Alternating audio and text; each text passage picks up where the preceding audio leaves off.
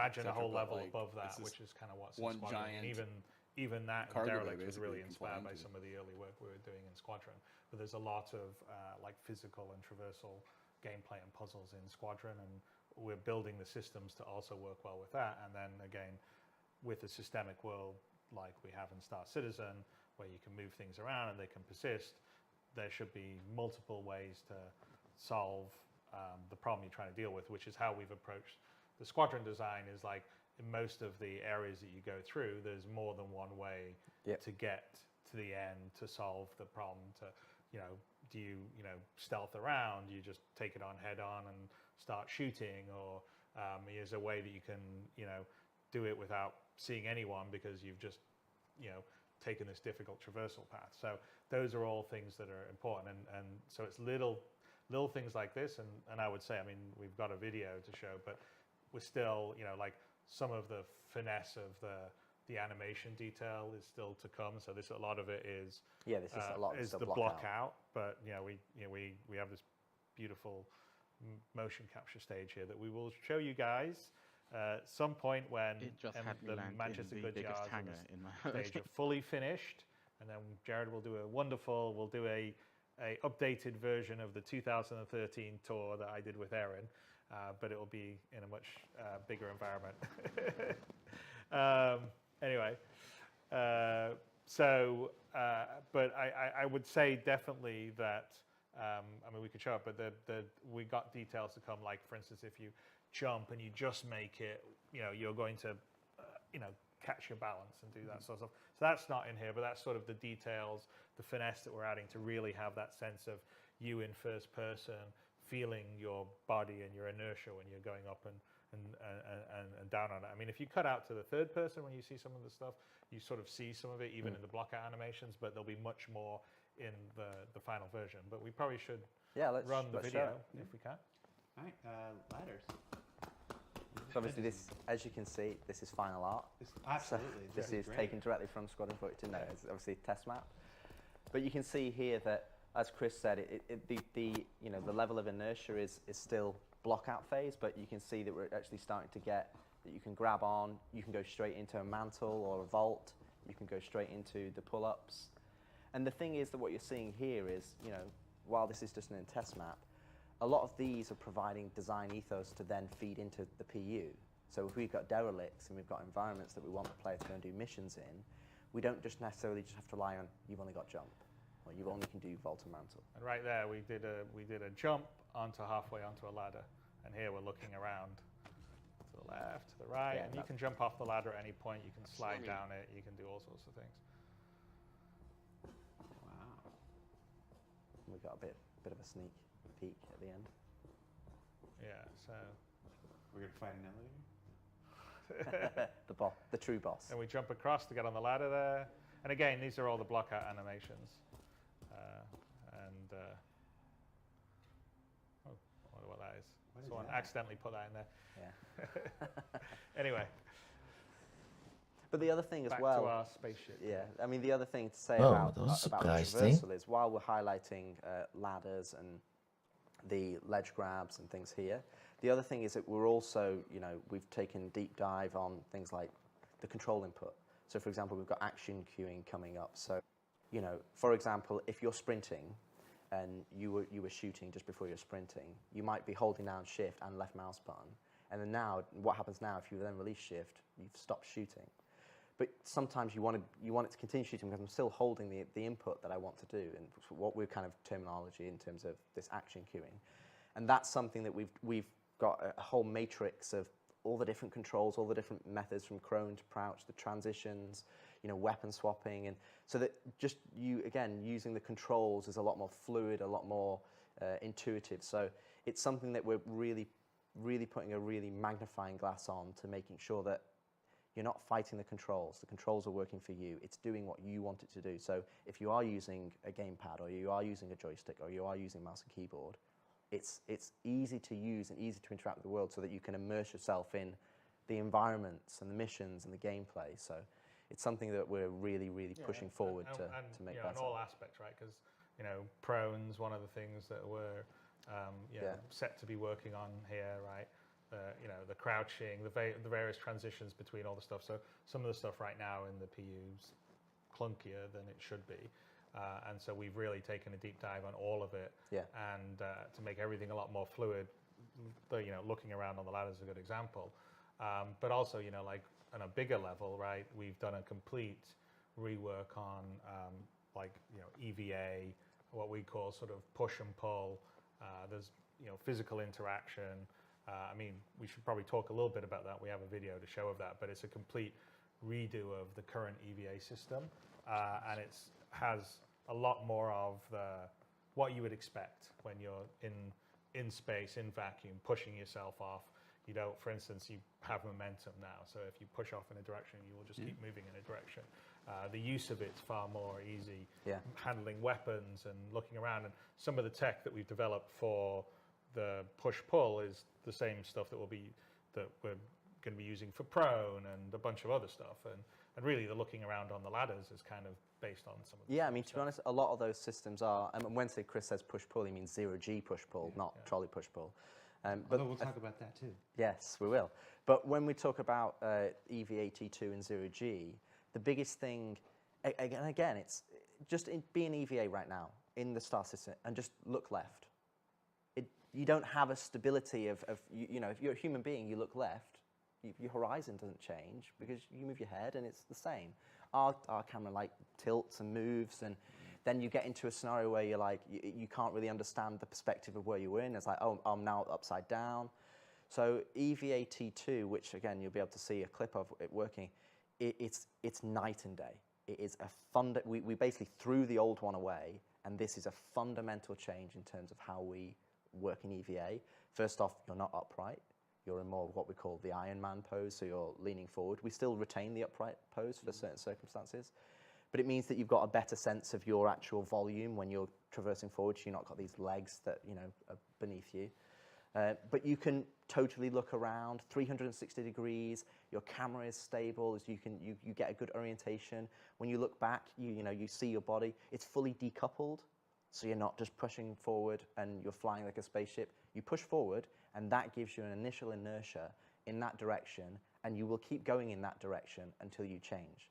But then when you want to change, you just need to look at another direction and you push that way. And the way we've implemented it, it's almost like your suit's kind of similar to the IFCS on the ships, that it kind of like counters the forces and then allows you to go in that way. We actually originally tried it where you would drift and, you know, actually do the curve, but it just made traversing more intricate spaces, which is what we want to do. You know, eventually we want to be able to turn gravity off in ships, and that you can take those down. Well, it is definitely. I mean, that's part of the plan. I mean, we even, you know, in the resource network segment, that's one of the things. So all of those tight, intricate areas that we've built over the last 7, 8, well, 10 years now, I suppose. You know, that you can go into those tight areas. You need it to be stable. You need it to be in a position where you can turn on a dime, that you can look upside down, that you get a good sense of what, you know, your orientation. And I think that's something that we've really pushed ahead on EVA-T2. And to be honest, the engineering team have done a really fantastic job. I find it a lot of fun flying around in EVA. Yeah.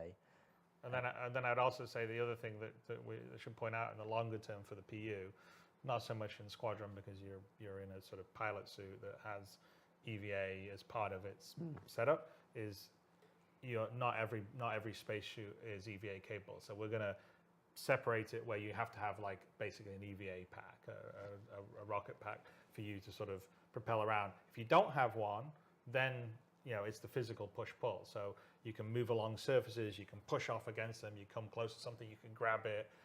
If you're in close things and there's handholds, you can grab them and move them around. So we have this physicalized interaction that happens, and you don't actually need to have your EVA pack or jetpack.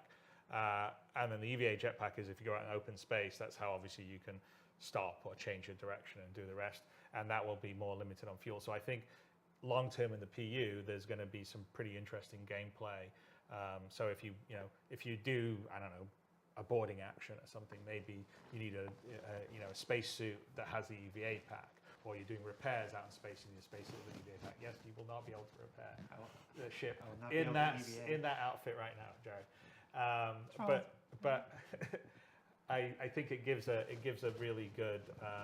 It's just going to give more options, more context, because like longer term, what we want to do in the PU is what you wear is important, right? So right now, everybody just runs around in a big suit of armor, a big space.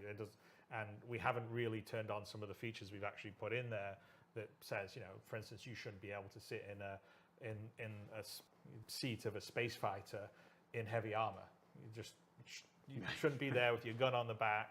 You should have a flight suit on, or you come into a city. You shouldn't be wandering around in heavy armor because that's antisocial. Maybe they don't let you go in there. So we want people to have reasons to wear different things, have storage. That's the whole point of the physical inventory system, and as we're starting to roll out, more of it's coming in Squadron, and then in the PU that's definitely coming online, and things that we're doing like that with the the physicalized cargo and everything else. And if you look at all the new ships, there's always locker and storage. There's we have a whole system for outfits now that was first going to be in Squadron, but then coming to the PU, it's designed so there'll be a nice sort of locker, almost like a wardrobe system that you can go in and hang up your outfit and switch quickly into another outfit, or switch into this clothes, spacesuit, armor, everything. Yeah, so we want it to be your virtual second life, and we want to make it as easy as possible for you to manage all these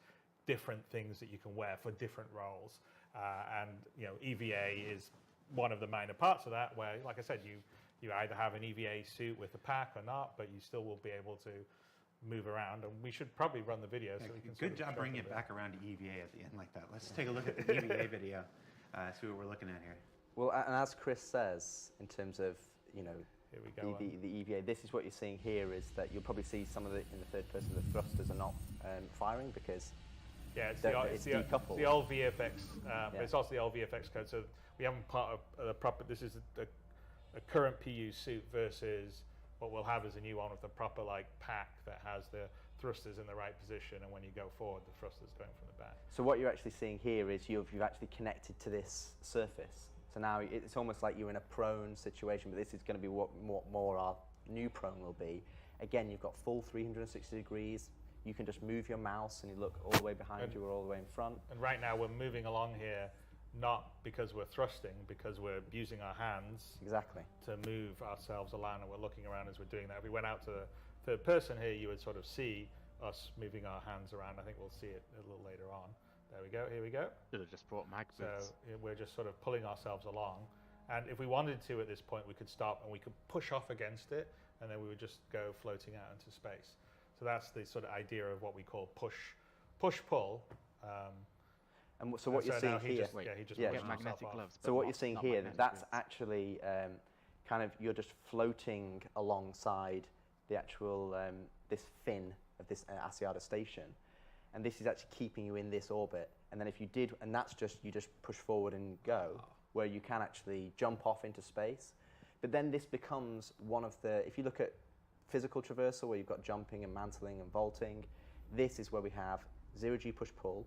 We have the tractor beam that kind of pulls you around in EVA, and then we have your EVA pack, which is limited by your resource of EVA fuel. So this allows you to kind of manipulate and go in EVA, and allows us as developers to build EVA traversal spaces, both wide-ranging and both small scale. So yeah, here's I mean, we were before in first person looking around, but here's us cutting out the third person to actually show you what your character and body's doing. And so there's a lot of, I mean, and these are still blockout animations actually, but so there'll be a lot more nuance or fidelity to it. But yeah, you have a lot more control, directional sense, ability to look around, ability to stop yourself. So I think, in this one, we're going to come up close to the glass above it. Yes. And you're actually going to see us, if you fly into something, you sort of arrest yourself, again, block out animation, but you're going to, as we get down close to it, I think we're going to come down, you'll see as our character comes down here, our player comes down here, put our hands out to brace ourselves to stop ourselves on the glass here.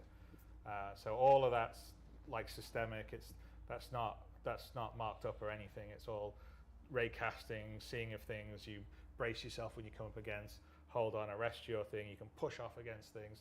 So we've spent a fair amount of time and engineering on all this, but it's not just for Squadron, it's going to be, it's obviously useful in some of the environments of Squadron. This is one of them, obviously, the Asiata station, who came to look down on the slavers that you saw in the earlier scan.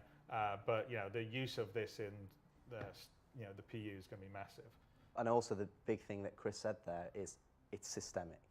There's no markup. If you want to go and climb all over a ship, you can do. If you want to climb over a space station, you can do. If you want to climb over anything that's in EVA, it has a surface, you can put your hands on it. It's got a big enough space to put your hands on it. It will work. So there's no oh, it only works in this scenario, or it only works in this scenario. It is what you see here. And then as what we've not been able to show today, which is we do have working or partially working, is that when you go into very tight environments, if there are handholds, you will be able to grab onto that handhold, or whether it's a terminal or whether it's, you know, a hatch to get into a ship, you'll grab onto the handhold, and then, you know, instead of putting your hands out and landing, you'll grab on, and then you go, cool, I can use the terminal, or I can look around. And again, you're not locked in. You can look all 360 degrees. You'll switch hands as you look around, and you can get a sense of, okay, where do I want to go next? I want to go over there, cool, or I want to go through this door. And it works in tight environments, wide-scale environments, and fundamentally, it's a lot nicer to play than our current version, which is just No, I mean it's massive for the game. So I think there'll be a lot more sort of EVA, external action. Yeah. The combat's better. It's much more stable.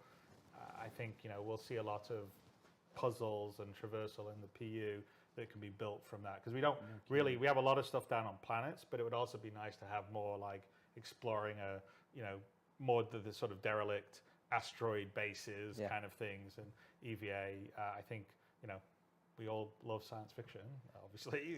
We're making these kind of games. That's sort of a lot of classic sci-fi that you see. So we spent, that is the audio delay for everybody else? Us being able to spend the time to really think about how we want the system to work. Yeah, it looks like this, huh? That seems all right for me. In and Squadron, and then there'll be something. Because we did what 2 are or you 3 saying in the match? iterations. What are you saying from his lips? We did 2 or 3 iterations of how we wanted to do. Did we want to have this Iron Man pose? Did we want to have the upright? Did it blend between them? And we were playing it and playing it. And it's like, it doesn't feel right. And now you can just. What's this whole grappling you know thing? It when you get surprise it right, because you can just go, and you're like, oh, this feels really nice, and you just end up flying around the level and connecting things, and so yeah, this That'd be a nice unlocks add-on instead of banging into Oh, things. absolutely. I mean, I purposely didn't watch the videos. I wanted to be able to react as honestly or recording as possible. And I know you said those were stop you blockout actually animations, falling in the air, but like as you somebody grab who's and been then with Steve steady yourself Bender to on step Friday in. night at the Oust House, like that looks just like. Still, this all sounds like stuff that's crawling around. Sorry, Steve. But no, it looks great, and I think everybody who saw that now is going to see the potential, the absolute gameplay potential for all kinds of zero-G gameplay possibilities. That is really, really cool. That's great. I mean, there's some other. I mean, there's some smaller things, like we have one other thing here. We have a video for, which is, it's not as big as a system as, like, say, the EVA replacement, but like the hover trolley that we've got. I know that I saw. I really like the hover trolley. Yeah, no, I like it really a lot. like I saw the Reddit thread saying, "Why didn't someone do a hover trolley?" Well, actually, that was something we've been working on for quite a while. But the thing we can show you here in a few minutes. But the thing that's really good about this, because obviously the physical trolleys, the wheels get caught. I mean, just like in the real world, right? And you've got problems of going upstairs and all the rest of the stuff, just like you would in the real world. Is that it sort of opens up the potential, and this really plays into the PU. We use it in Squadron for certain things, like you'll see in what we show here, but for the PU, it's actually much more interesting, because now you have the ability. We always had this design for our like bigger cargo containers, right? Ones that you can't just pick up yourself. We originally had this design where there was sort of a grav lev system where you stuck in this thing, and the grav lev, it would come up, and then now you can push around a huge container. And we're moving for physicalized cargo. It's going to be in 318. I think Tony's trying to squeeze a few things in. We'll see if he manages to get everything in. But this isn't necessarily going to be in 318, but it will come in probably not too far in the near future. But this allows you to not just have your little tractor beam and pick up something and move it around, but okay, let's have a bigger container. And what happens if you turn it on, up it goes, and then you just push it into your cargo hold, turn it off, locks into the cargo room. And now that cargo container, imagine a bigger one. Well, what happens, like right now in the inventory system, you can put things in your local inventory of your ship, or other various inventories. Well, imagine your container, say one of these bigger, like maybe a 16 SCU one or whatever, that's sitting there, and now I can place, I don't know, large vehicle items in it. I can place all sorts of stuff in it. So I could load up this container, I could push it into my ship, then I could fly it off to some remote planet and put it next to, where I'm camping out, or longer term where you say maybe a player base or some group of players with persistent decide to take over a derelict or something, and I can like basically load up a bunch of supplies in a container, like bigger supplies or weapons or armor suits or whatever, and put it in there just by doing this. I think, you know, the underlying sort of hover tech for the trolley stuff is really good, because it will really play into the cargo and the logistics that are going to come with that. Because longer term with persistence and what we're doing, I think there's going to be a whole bunch of gameplay that will be revolved around the logistics of living, right? Like how do I have my food? How do I have my drinks? How do I have my raw materials? How do I have my weapons? You know, if two orgs are fighting a war over a patch of land, someone's got to show up with extra, you know, ammo and missiles and, you know, all that kind of stuff, or weapon replacement, especially as we get repairing and the salvaging and stuff. You know, okay, well, rather than have to fly it to a place that can do your repair, maybe there's an on-field repair that's happening right there, and someone's changing out a broken weapon for another weapon because you've loaded it up and stored it in your container. So there's the possibilities in the PU is huge, and this is an example of just little bits of tech that we're putting into Squadron that we're planning on bringing it across into the PU. But in the PU, they just have a lot more potential, like the EVA. So. Yeah, I mean, the biggest thing about trolleys is when we approached trolleys with the physical trolleys, was that we wanted them to serve two purposes.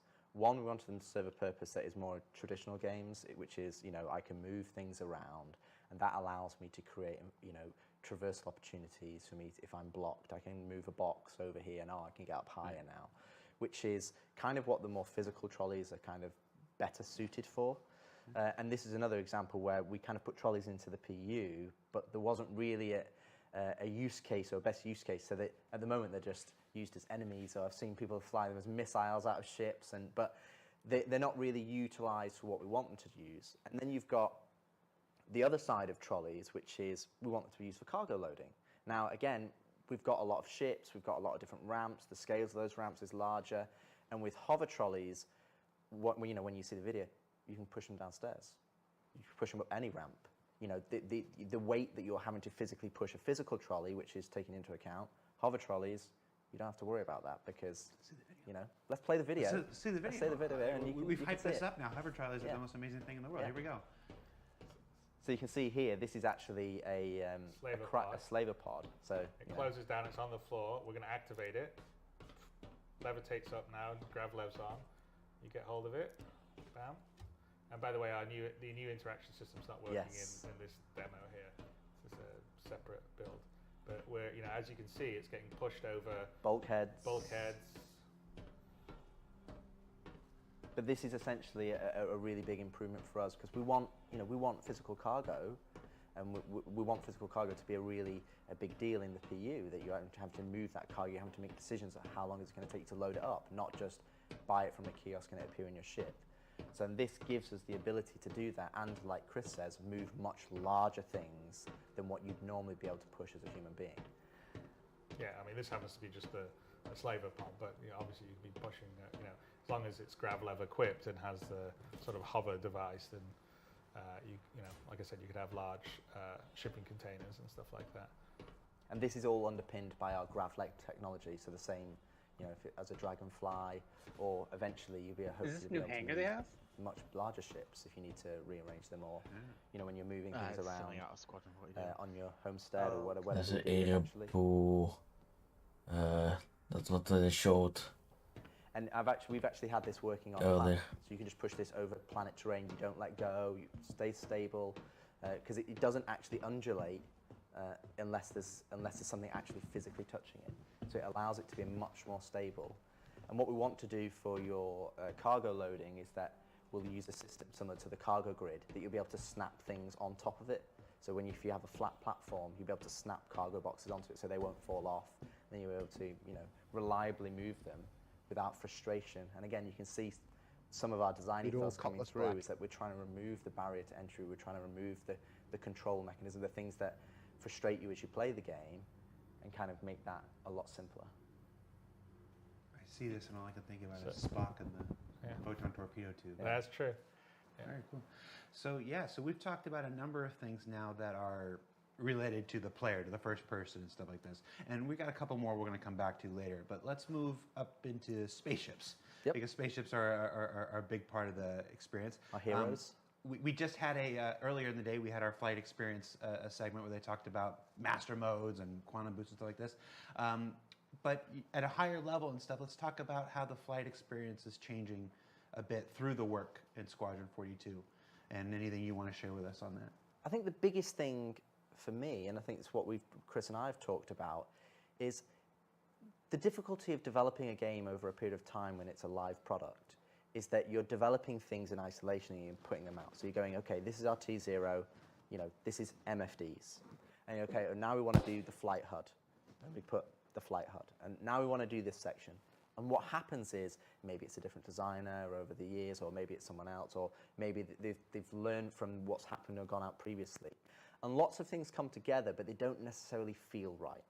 Because they've not been approached where you've gone, we're going to do it all at once. Because you can never do it all at once if you've got to hit quarterly releases. Right. So with Squadron development, what's it allowed us to do is allowed us to look at the HUD and the MFDs and everything together and go, well, actually, we don't need all that information on the HUD if we've got it on the MFDs. Or we don't need all the information here if we've got physical switches.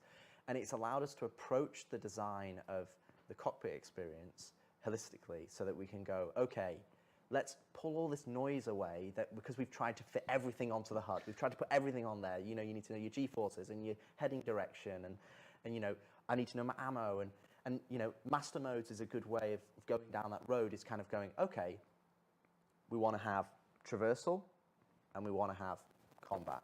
So if you've got SCN, combat. If you're in QCM, you're in quantum mode, so that's traversal and flight. And then we've taken that approach and gone, okay, well, do you always need an altimeter? Well, no, maybe not if you're in space. Maybe you only need an altimeter when you go down to atmosphere. Your MFDs, if you're in SCN, what do you really care about? Well, you care about your health, your weapons, your target's health, how they're doing. But as a default experience, we're only giving you the information that is needed to you at that point in time. And what we actually saw is that you're flying around. We've got gorgeous space environments. I want to be able to look at them. You want to see the ship that you're fighting. You want to see the environment you're flying around in. I mean, one of the big things that were the big initiative on the vehicle side for Squadron is the sort of complete redo of the HUD and the MFD systems, and basically the display where we're first of all we have to refactor it to move away from some of the old flash that's been around forever, which is what the MFD displays. On the HUD, we sort of took a look at where we were going and felt like Rich said, it's just too much stuff's there all the time. Well, we want to be more contextual. So, and we're doing this in a overall holistic way that would be probably almost impossible if we were trying to fit it into quarterly releases in the PU. So, most of the vehicle team is working on this as a sort of group. In the need for multiple speeds that we saw earlier, you sort of saw some aspects of it, which is the different modes you can be in depending on what you're trying to do.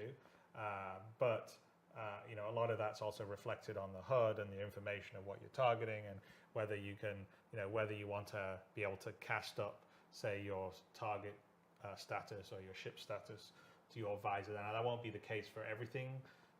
Every suit, like for instance, if you have a more combat-oriented ship or suit that you would wear, I don't know, a Gladius or a Hornet, and you've got the appropriate equipment, then you should be able to cast. If you're just flying an old rust bucket like an Aurora. Well, what was the Drake ship we saw the other day when we were looking at it, saying all the HUD was on there? We're like, well, it's kind of the equivalent of a lorry. Oh yeah, it's a Caterpillar. Yeah. So you wouldn't have the Caterpillar. You wouldn't cast it up to your visor like you would as a fighter pilot. It would be sitting down on the MFDs. But in the cases that you have the ability to cast it and do stuff, in all the ships are also building in the ability, like there's not just a game config screen in your ship. You go in, you have your settings screen, and the settings will be remembered on a per ship basis. And you can set up one, okay, I want this display to be this, or this display this, I want this to cast here. And so it's all been built about building blocks and being in a very sort of top-down, one system, clean approach. So we're pretty excited about that. We're not ready to show it yet because we're still in the sort of early, we foundational stage. Yeah, it's a little further before it's all fully polished or ready to show, but it's going to be, I think, a pretty sea change in terms of how it feels as you're flying around. Besides the different modes of combat and traversal and all the rest of the stuff, it's how you get the information and how it's relayed to you is going to be much more contextual, much better. And it's huge in combat. It's going to be big, yeah. It's huge in combat because in combat right now you're either, we're obviously trying to bring the combat closer, which is obviously what Yogi and the guys and Dave talked about in their talk. But you don't want to have a little clutter on there, and you want to have that spatial awareness of, okay, who's my target? And the other aspect is that on that level of, again, a holistic approach is your player information is only on there if it's relevant, and also the targeting we've talked about redoing in terms of right now, if you go into the PU or when you play squadron level, with 100 players in you just get 100-player billions of markers, and it's like it's just massive information overload. And some players. It was definitely a problem in squadron. Yeah, we have absolutely. Quite a few areas of the game where there's massive amounts of ships. Yeah, and some players can deal with it, but it's just so much information. It's just it's unnecessary. So what we've done is that we want to strip back the targeting so that, again, you're only targeting the things that are important to you. So, we're relying less on all these markers, and we want to put more of a focus on your radar in the cockpit, because you have a radar in the cockpit. Fighter pilots in real life have a radar. They don't have in-world AR markers. Oh, there's 20 guys coming over there, We want to make sure that you've got the information that you need, but also we want to basically make sure that you're using the tools that we provide. Because what's happening right now is that everybody's just reliant on the HUD, because the HUD has everything on there. But you've got MFDs, you've got a cockpit radar. They're there for a reason. So what's happened over the years is that we've redone them at separate times, and the MFDs are still in Flash, and they've done the building blocks. So we've kind of got into this cycle of trying to, oh no, this is it. This is where the player should be. And what we want to do is we go back to kind of what Chris's original vision in terms of, well, there's an in-cockpit radar. You should use that. There's in-cockpit MFDs. You should use those. Okay, now I'm in this specific combat mode. Okay, they're cast, so I can see that information. But the radar doesn't become redundant. That should be what the noise is on. That's where all the information should be. Okay, I should be able to go in there and select targets. That information should be clean and delivered to me. But out in the world, I want to look what's there. I want to look at my target. I want to look what I'm saying. Oh, there's a space station. Oh, there's another guy coming in. So we want to have less reliance on just AR markers for everything, and only reliance on marking the things that are important to you, or you've directly marked yourself. Yeah. And I think when you fight combat experiences where you're fighting 15, 20 ships, it's a lot more fun because you're not having to deal with all the extra noise. You can just focus on being the best pilot you can be. And I think it's really important. And I would say that definitely, we're putting a bunch of work into the radar, which is really radar / star map. So like what you've never had in the PU. The original design was that that radar that you would see would also scale up, or you would scale out basically, to be a nav map, your star map, right? Your nav map. And what happened when we were getting the first iteration of the PU out, the baby PU, we didn't get that working yet, so we just said, well, we'll use your Mobi-Glass version, and we're still using the Mobi-Glass version all these years later, and it's still mostly the code that was done all those years ago. And that's when I mentioned at the top of our talk that the star map, well, the star map's really star map and radar, because you can zoom in and zoom out, and you can zoom all the way to the radar level or zoom all the way out to the star map. And we've put a huge amount of work into making that much more fluid, much more usable, much visually better, and also having the information there and the interactability. So you can be zoomed in and you can be looking at your radar, and you can they're like talking in the get the information in the how's it called, in the target. And the do circle. A lot of things that I don't know. In the circle, so I think a lot of players, because we haven't delivered, and this is sort of I don't know what this is, but this is bullshit.